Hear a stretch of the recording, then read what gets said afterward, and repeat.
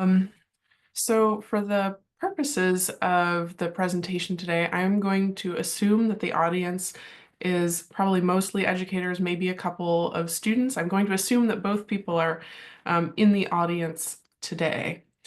I do not have any disclosures for this, and neither do any of my co-authors for this work. It was funded by a GEA grant through the AAMC, starting with a grant that I wrote with my co-authors back when I was actually a medical student still.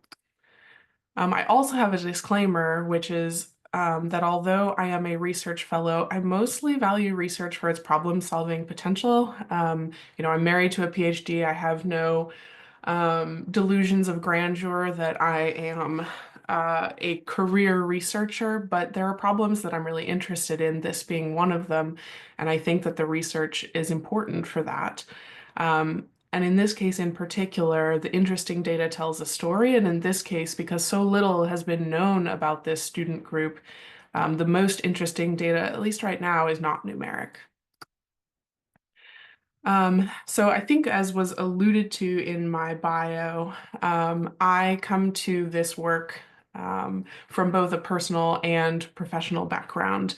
But I also think that it's important to share how I think about this, which is that it's all well and good to introduce me by my institutions, as is sort of standard in our profession. But I think more importantly for this work, I could easily replace all of these institutional insignias with the faces of the people who have said yes to me and mentored me, and been, formative educators in my life. And I think that that is the most important way to think about this student group, as not only as institutions, but particularly as individuals in roles where you can significantly impact the life of a student or trainee.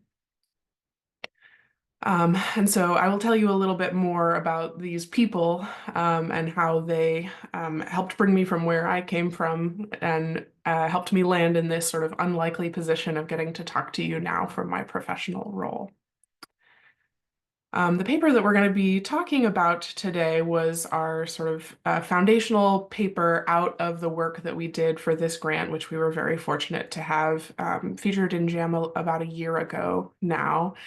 And so I'm going to be talking mostly about the themes that have come out of this specific paper, and there is more to come from that data set.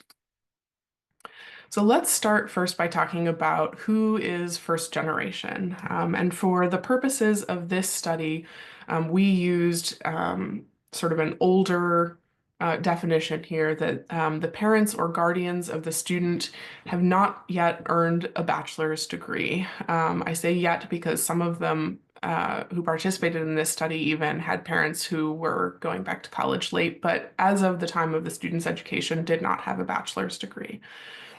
This is only 12 to 14% of medical students, and over time, that number has actually gotten worse rather than better. The representation has sort of slowly declined over time. And importantly, the students who fit into this group are more often Black students, Latinx students, or Indigenous. And they face a lot of unique challenges relative to their peers. And I think one of the most commonly known things about this student group, when they are, talked about by educators and admission committees, is that there's a reputation for grit and resilience, which is so important and such a strength, and helps sort of frame the conversation about these challenges.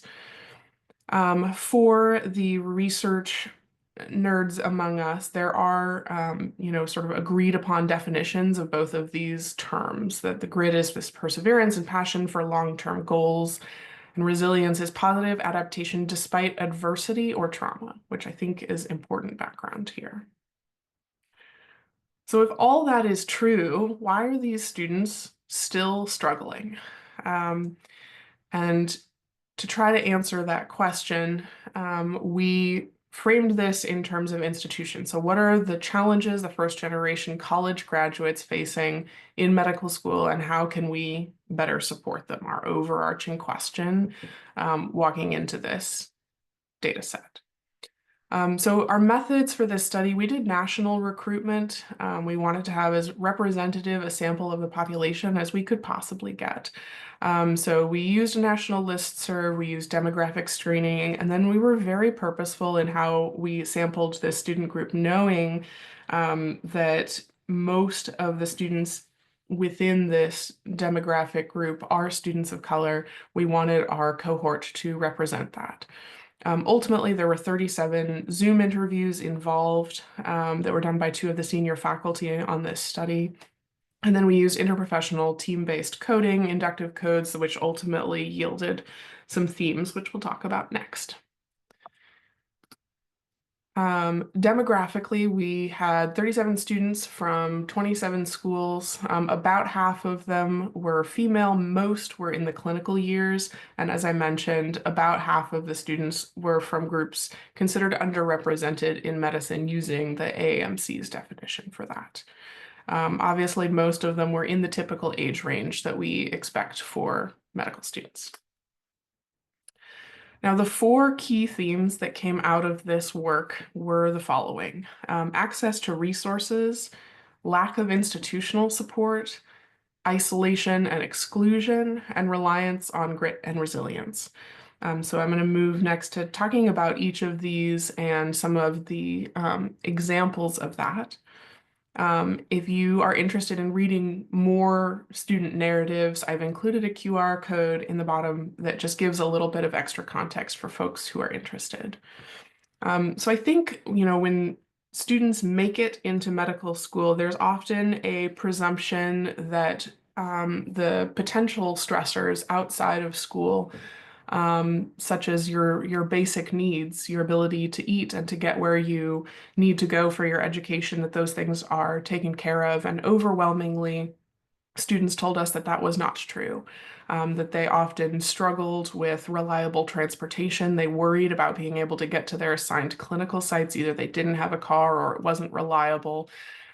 They were struggling with managing the cost of their required exams and paying their rent and buying food. The sort of optional extra study tools that everyone uses, UWorld and the like, um, posed a really significant challenge for students. And so in the big picture, there were a lot of different stressors regarding access to resources that significantly impacted first generation students. And I think for anybody who is here in student affairs, school events were part of that too. Med school prom and other events often have tickets that are in excess of $50, or there are, articles of clothing that all the students wear that are $100 to participate in. And that can be really challenging for students who are also sometimes helping support their families with their, utility, electric bills, and so on. Um, in the context of all of that, students often felt like they didn't have enough support from their institution, that they weren't well understood, or they were actively discouraged. They struggled to get access to career advising or academic support. Disability accommodations, which are challenging for everyone, were particularly challenging for first generation students. And one of the most unfortunate but unsurprising recurrent themes was that of active discouragement. So this quote is from a student who was looking to match into dermatology and was trying to connect with a mentor that had a more similar background that could give more targeted career advising. And the response she got was, you should not bother trying to match into dermatology. You should do other things with your medical degree. Um, and I'm pleased to share that the student did, in fact, match to dermatology. It is doing very well. But this was an overwhelming recurring theme for students, that many of them had folks who were supposed to be mentors and ultimately said a lot of really discouraging things to them along the lines of, I don't think that you can do this, or this isn't for people like you. As you might imagine, experiences like these tend to lead to a sense of isolation and exclusion. And I found this a particularly resonant quote that I think encapsulated what a lot of the students were saying. You know, I'm cognizant that medicine doesn't have a lot of people like me. These spaces weren't built for people like me and aren't always welcoming. I Yeah. have challenges that my peers face, or that I face that my peers can't relate to or understand. It's lonely. This was very much amplified by the hidden curriculum, which could be a whole talk on its own. The sense of isolation was amplified by imposter syndrome, and a sense of sort of needing to prove that you deserved to be there at all times, which, as you might imagine, can, you know, make you feel very isolated. Um, and in general, students felt like their medical schools didn't totally understand that this was a formative part of their experience as a student. So, with all of these challenges that students were facing, they ultimately felt like, in the absence of more support from their institution, they really were left to rely mostly on their own grit and resilience. You know, these wonderful qualities, which were probably a significant part of how they were accepted into their program, was something that they had to continue to rely on as students. You know, the admission isn't necessarily equal access. The playing ground is not necessarily leveled simply by admission. Um, and so, you know, students had challenges feeling like they could ask for help, or if they asked for help, that it wasn't necessarily available, or their school might not have known quite what to do with them. I really enjoyed the quote from the students is, "How would I have fared if I wasn't as proactive? Would the school have reached out, helped me with resources? Would they have recommended that I get tested, meaning tested for learning disabilities in the setting of academic struggles?" I wonder how a student who didn't ask for help would fare. And I think that's particularly poignant given that so many students felt like they couldn't ask for help or that it was challenging for them to. And I think to put that in context, for folks to whom that might not be familiar, if you feel like you constantly have to prove your right to be in an institution where you are an uncommon face, asking for help feels often like admitting that they got it wrong when they admitted you. That if you have to ask for help, if you can't do it all on your own, maybe those little voices in your head or the voices from unhelpful mentors were right, that maybe you don't deserve to be here. And so ultimately, students felt like they were over relying on survival strategies rather than engaging, being able to engage in this incredibly high level of education, and seeking sort of professional self-actualization. So they are stuck in a stage of survival.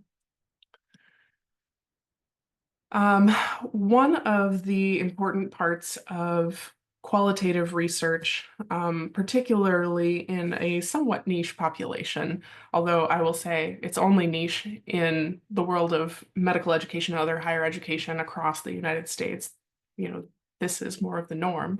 Um, One of the important parts of qualitative research like that is to do something called member checking, where you take the conclusions that you have come to from the research and you go back to the people that you spoke with and say, does this resonate with you? And we did that in a formal way with the participants of the study, but in the historical artifact previously known as Twitter, we also got some crowd-funded participation in member checking. And while there were many fantastic tweets, I think this one was my favorite. Water is wet, a meta-analysis. I thought that was very funny and insightful.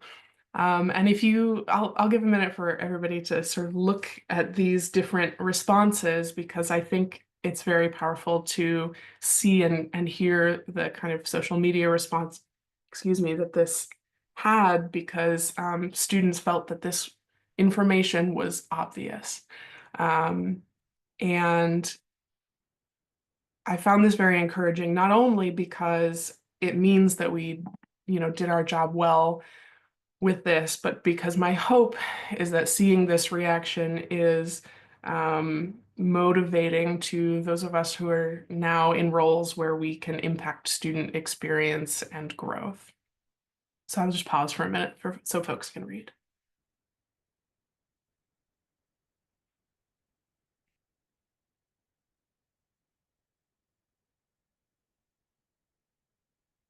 All right. So taking all of this information together, what is the story from these students telling us? I think there's four big pieces that I take away. One is that it really is an over-reliance on grit and resilience. Those are survival strategies, and they are not intended as the primary tool with which we really want our students to be navigating medical education. The second is that the barriers that are faced by these students are numerous and multifactorial. It's not really a simple, straightforward thing. Because of that, ideal support is going to nurture strengths, recognizing that students come in with important perspectives and strengths drawn from their backgrounds. But because of those same things, they also face these unique barriers, and the ideal support will mitigate those. Um, and finally, I think our avenue to meeting that ideal of support is going to require a holistic model. And if I was going to sum all of this up in one statement, I would say less grit, more support. So you might be saying, my gosh, I am one person. These institutions are gargantuan. They're, labyrinthine at times. I can barely figure out how to get somebody to sign a form. How am I going to fix this overarching problem that is so much bigger than me and my role? And I think this would be a good time to go back to a student quote that says, they compliment us by saying, our students take charge, they're amazing. And I want to say, hey, you think you can support us maybe? And I think one of the places that medical education gets it about half right is that a lot of institutions support student efforts. They trust that students can do remarkably good work. And so what I would say is if you look within your institution and you find students who are working or agitating to make change or build new organizations, ask yourself from whatever the perspective of your role is, why are they trying to create this particular change? What is it that they are, through this work, telling us that they need? So there's a couple of categories of support where we came up with recommendations, both from the experience of our research group, which is overwhelmingly first gen and low income folks or people in specific support roles for this student group, and from the suggestions of students within the studies. So I think one of the huge categories for this is financial, because the financial stressors really underpinned every aspect of these interviews. And to me, at least, the most important one is reimagining the concept of merit. I think Apex academic achievement is wonderful, and I hope for everyone that they have those opportunities, but not everyone does. And so if you have a student who has started with very few resources and managed to make it all the way to the point where they are able to be accepted to medical school, I think the distance that they have traveled is at least as remarkable as somebody who has managed to publish 10 papers by the time they graduated college. Um, Most of the financial aid these days is based in loans, with a few exceptions for those rare institutions that are able to offer tuition-free medical school. And so offering those non-loan based resources makes a huge difference, particularly for students from low-income backgrounds, which really significantly overlap with students who are first generation. Those secondary resources, which are technically optional, really are functionally requisite, because pretty much every single student will use them in order to pass their licensing exams. And so including that in the cost of tuition is helpful, funding those things so that it doesn't come out of the student's living expenses. For students who are going to have to have some kind of transportation to their clinical sites, consider subsidizing transportation, whether, you're in a large city and that's, a bus or metro pass, similar sort of thing. Obviously, this is, New York that we're talking about, and so that seems like a viable option here. Or try to schedule rotations near campus for students who don't have reliable transportation. And I think, most places take some preferences into account when scheduling those. And so you might consider just adding a question about the reliability of the student's transportation. Um, and then we'll talk more about the counseling, but I think work study jobs like they have in most undergraduate institutions would be helpful, particularly if it's something with professional development benefits. So whether that is working in a research capacity or in a library or, in student support services, tutoring more junior students, I think those are all good options. Um, in the sociocultural bucket, I mentioned that there's a really significant overlap with folks who are low income. I think it's really important to keep that in mind because, again, it really sort of underpins all of these challenges for students and dramatically can impact their sociocultural experience in school. Um, One thing that I think is easy to forget, particularly the longer that you have been in the world of medicine and particularly academic medicine, is that it really is its own universe. It's its own little subculture with its own language and norms and expectations that become even more specific as you get into particular specialties. And those things are not at all obvious to somebody who has not grown up with exposure to this world. And so the more that you can try to identify those implicit norms and expectations and make them explicit to your students, the more inclusive your learning environment will be.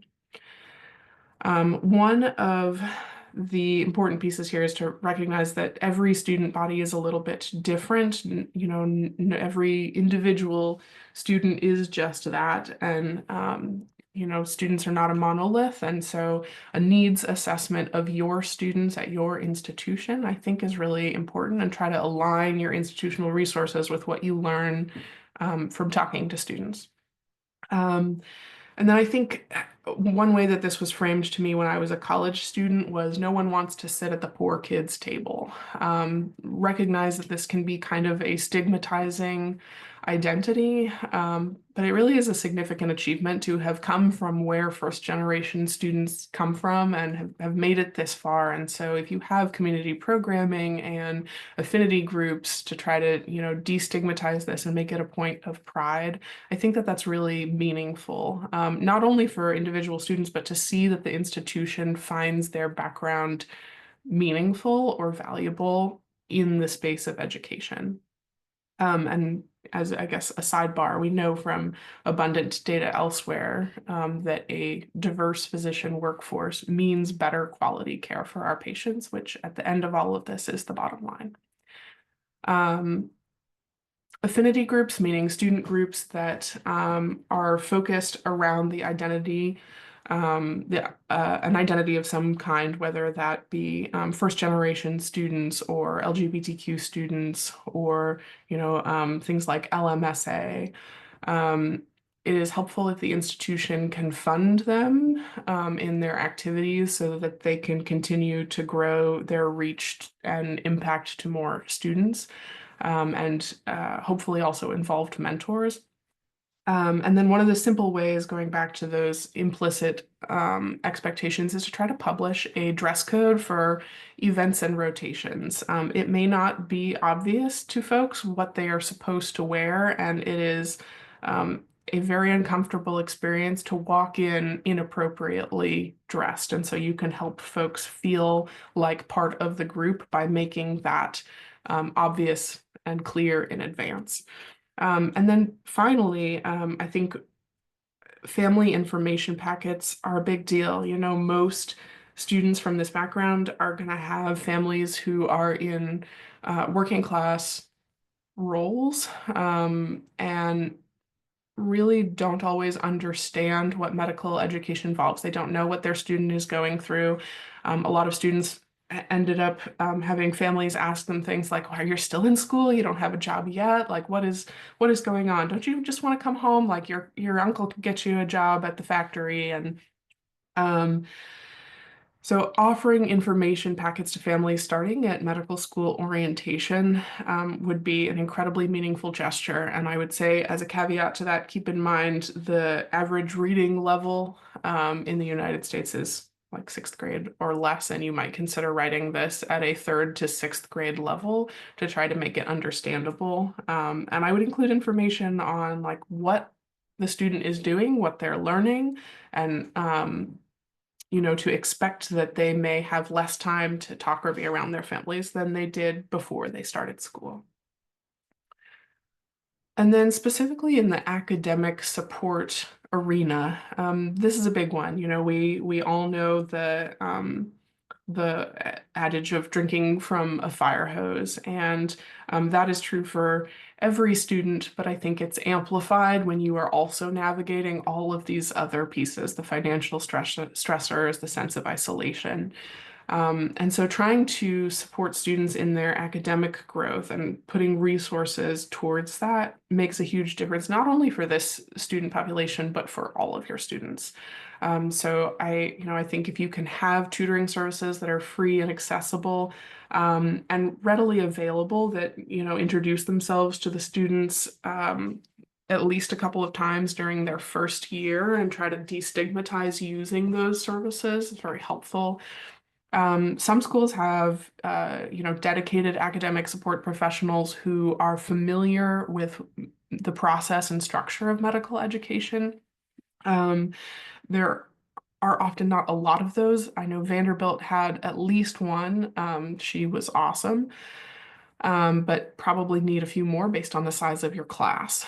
And then, one of the because of all of these challenges that students face, there were several participants who talked about having some academic struggles. And sometimes it was that they had an undiagnosed learning disability. They'd never had access to testing as a child, and they'd excelled academically. And so they hadn't worried about them until they reached this kind of academic challenge. Sometimes it's that. Sometimes it's that their family's lights are shut off and they are secretly working a side job to try to keep the lights and the heat on. Sometimes it simply is that they're just having a tough time with adjustment to the curriculum and that it is really difficult to go through medical school.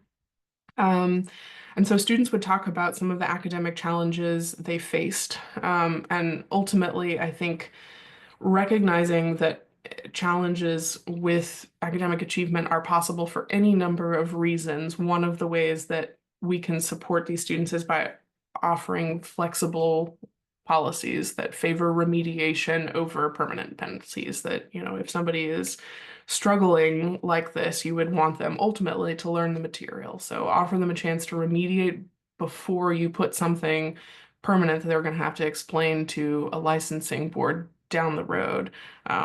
And I think I would just ask if it makes sense for this, challenge or misstep to be something that they still have to explain in 10 years as a subspecialist. It is always helpful to have more mentorship and professional development. And I think I will come back to my own mentors, but recruitment and retention and faculty development for diverse faculty is incredibly important. Many students were able to name specific mentors who made the difference for them between leaving this academic path, staying committed to it, being able to go into their specialty of choice. Even a single mentor, even for a brief period of time, can be incredibly impactful. And so trying to offer as an institution development to the folks who are, raising our next generation of physicians is a wonderful commitment.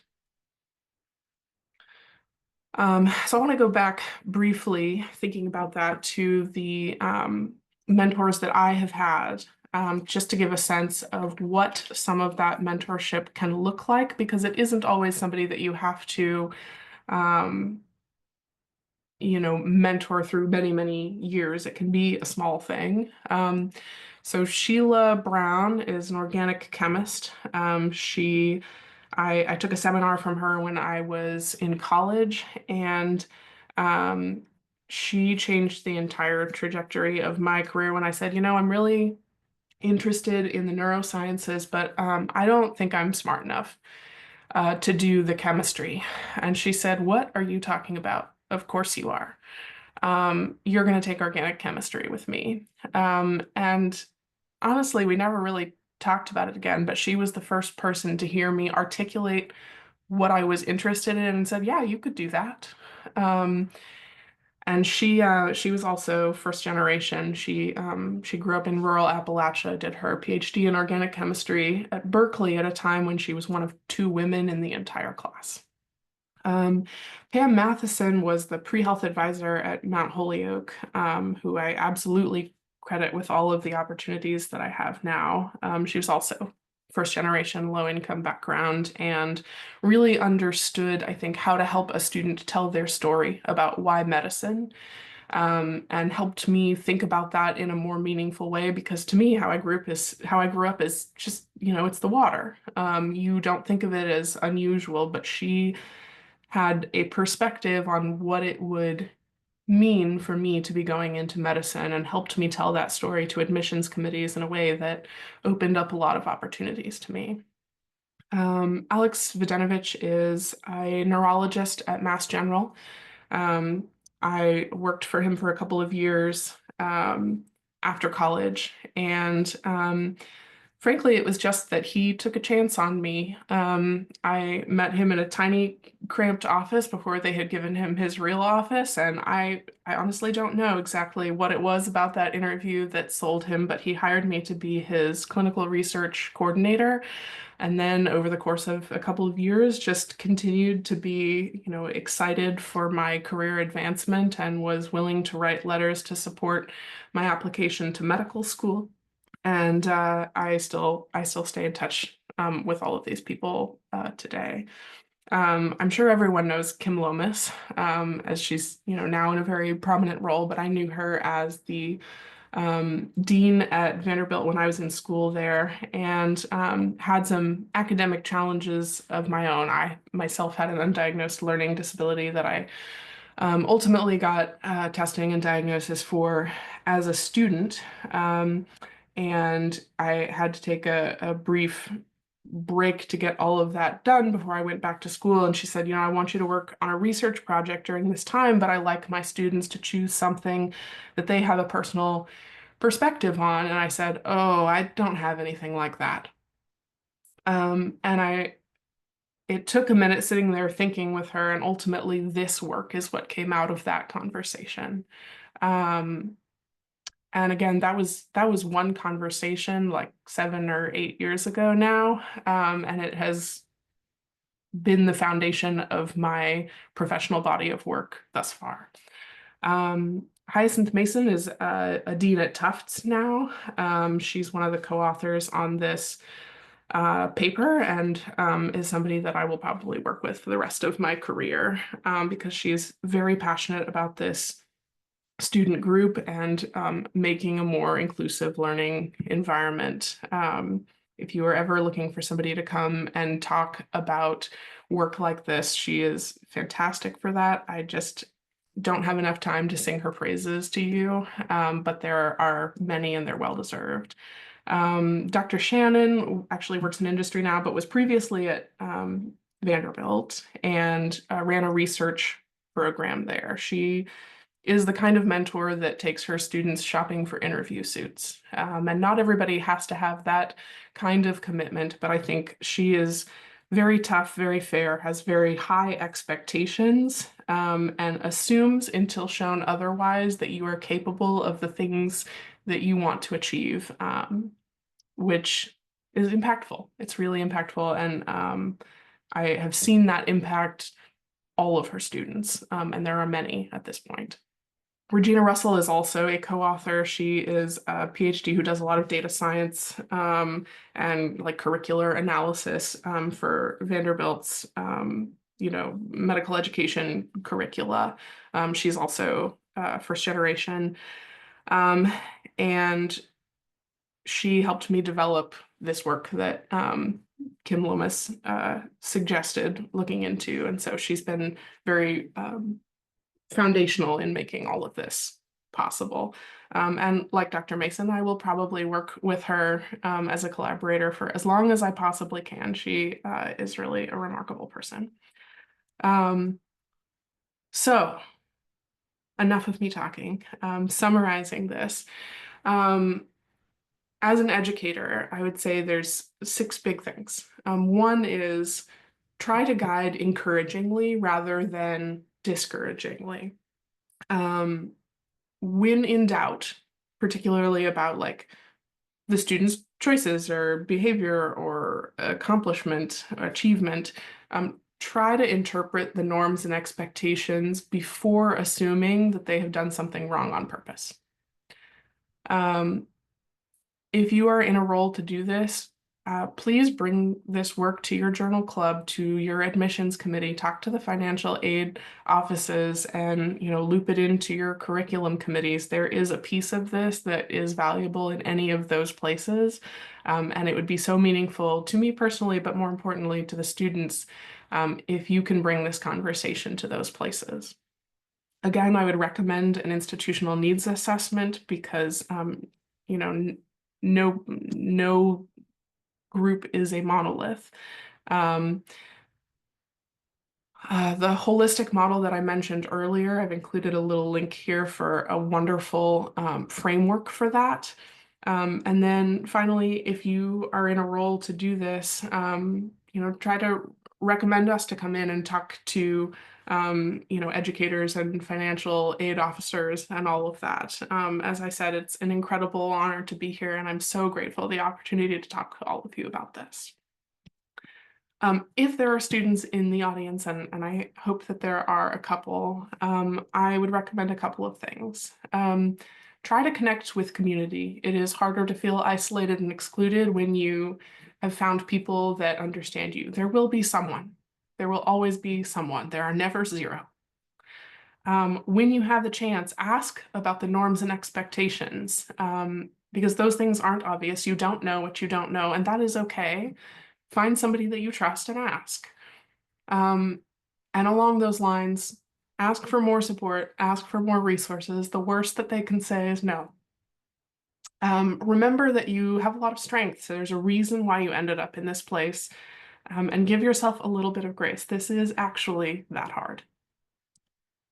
The references are numerous, so I have included a QR code for you if you are interested in some of the research literature behind all of this. And if you'd like to reach out to me, this is the best way. Institutional emails come and go, but Gmail is forever. Here is a summary slide for anybody who might be interested in saving that. I appreciate your attention so much, and I would be thrilled to answer any questions that I can. Thank you so much, Dr. Haverman. We will